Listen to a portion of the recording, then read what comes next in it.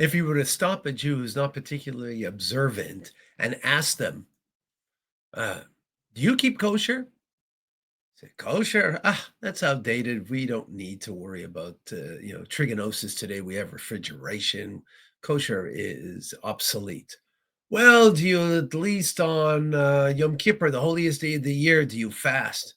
Fast on Yom Kippur? Who believes in all these old rituals? I fast, midday just as for whatever. But, I don't make it through the day. Do you pray to God? Do you believe in God? Then maybe would be your next question. Say, there's no scientific proof for God. I don't know. I'm still out on that one. So you would say to that person, belief in God is what we gave to the world. Kosher and the Day of Atonement, Yom Kippur, are fundamentals of Judaism, and you don't observe, so you're probably not Jewish. That person would probably look you in the eye and says, I am Jewish. And if it's me asking them the question, I'm as Jewish as you are. They might even slap me across the face if I ask them such a question. How could that be? You don't believe? What is it, ethnicity that makes you Jewish then? Is it because you're part of the race of the Jewish people? You're obviously not part of the religion because you don't believe in it and you don't follow its ways and its belief system. What makes a Jew Jewish? Let's listen into Ben Shapiro on this, and I have some issues on what he has to say. And then on the flip side, we'll talk. Oops. I question by saying that I admire your work for a number of different reasons, and perhaps what I find most admirable about you is your strict sense of ethnic and religious identity as a Jew. Your Jewish background has clearly played a significant role in influencing or shaping the political, social, and cultural ideals and values that you have, as well as your support for Israel as a nation state. So, I'm wondering, Ben, do you support the classical definition of a nation as being demographically and culturally homogenous, like that of Israel, similar to the definition that American forefathers generally upheld, with exceptions, of course, until the Hart-Celler Immigration Act of 1965? Okay, so one, I want to correct a mischaracterization. You said that I take a lot of pride in my ethnic and religious identity. I take no pride in my ethnic identity. I take a lot of pride in my religious identity. So there are a lot of people who have been born Jews who I just don't care about. Right? Like Noam Chomsky was born Jewish. He's a schmuck. Like I don't care at all. Bernie Sanders, born Jewish, schmuck. Like I don't. So the point that I'm making is that religious identity is a different thing because that's a set of ideas and values. Religion is creedal, in the same way the American Declaration of Independence is creedal. So when it comes to the definition of a nation, I would say that it is very important that a nation have a creed in common. I'm not particularly interested in having an ethnicity in common. When they say that Israel, for example, is ethnically homogenous, that's just not true. Israel is filled with Russian Jews and Ethiopian Jews and Yemeni Jews. My wife is a Moroccan Jew. So just because they all have a religion in common doesn't make them ethnically identical by any stretch of the imagination. Right? Again, it's pretty hard to find somebody who's more ethnically non-identical than a Russian Jew and an Ethiopian Jew. So the reason that I believe in Israel as a nation state is not for ethnic reasons. It's because of religious observance reasons, that Israel is a place where the religion of Judaism can thrive and be safe, which I think is an important thing. And I think the same thing is true in the United States when it comes to the creed of the United States. I think America is a creedal country. I think it's what has made America great. Now, that's not to say that everybody who comes into the country has an equal capacity to assimilate to that creed.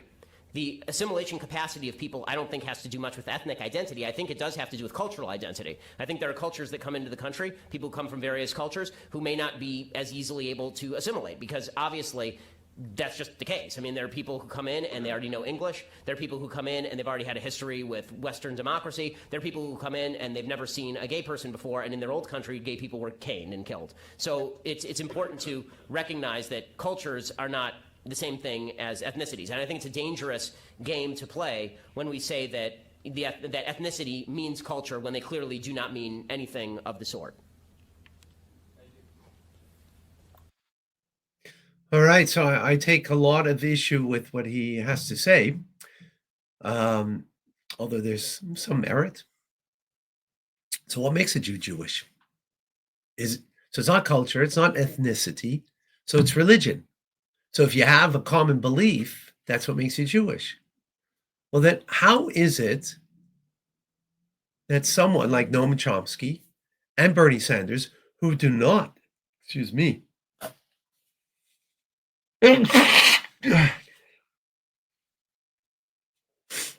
my apologies, who clearly don't believe in Jewish values and Jewish teachings as it's been given over from the generations of the past, but they're Jewish. So it's not culture that brings us together. It's not a history either, because we all come from different historical backgrounds, because we have come from different cultural backgrounds, right? Whether it's Russian or, Yemenite, for example, right? So something unique about a Jew. And that's why if you ask someone who's not particularly observant or not observant at all, and they will be vehemently feeling that they're just as Jewish as someone who's observant. And the answer to that is, or the response to that is, they're absolutely right. Because what makes a Jew Jewish is a Jewish soul that's given by God Almighty, as he gives souls to all of humanity, but he gives a Jewish soul to a Jew by way of a Jewish mother or by way of a conversion by Jewish law, by halacha, that it's done according to halachic proper standards. So it's God who gives it. It's not the Jewish mother that gives it, but a Jewish mother is the conduit for that Jewish soul. So that's what connects Jews together, is a Jewish soul.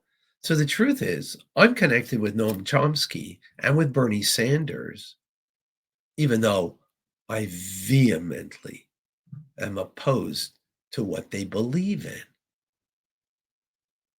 Believe in politically, religiously, and probably down the line on most things. But I still have a common bond with them. And because of their soul, I care about them. Their Jewish soul, I care about them because they're my fellow Jew. Yes, again. So, for example, if I would be together with them, I would offer them to do a mitzvah, to put on tefillin, to say a prayer, the Shema. A Jewish woman to light Shabbat candles, inspire them by Torah teachings so that they should see the truth of their own heritage, their own background. Because a soul doesn't die. A soul doesn't wither away. It doesn't even die after death.